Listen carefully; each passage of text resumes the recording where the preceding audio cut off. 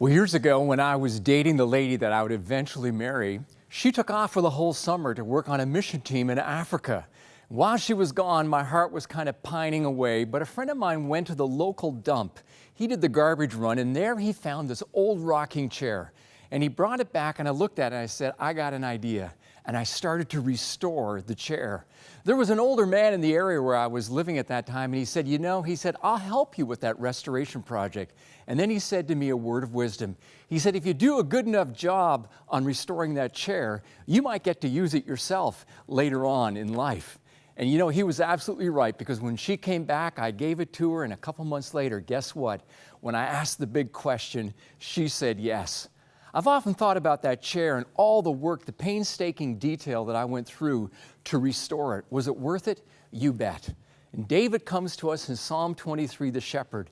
He's the one who had committed adultery. He's the one who had killed the husband of the woman with whom he had committed adultery. And the list goes on and on and on. But David, as a broken man, came back to the Lord. And he writes these words, He restores my soul. He guides me in the paths of righteousness for His name's sake. I'm not sure what you regret, the mistakes that you have made, but I want to remind you that God is in the restoration business. He gave His life on the cross. And when Christ died and rose again, you and I can be forgiven. I want you to know that no matter how hard you and I work, only God can restore us. And only God can bring wholeness again. And God gives it with a lifetime guarantee.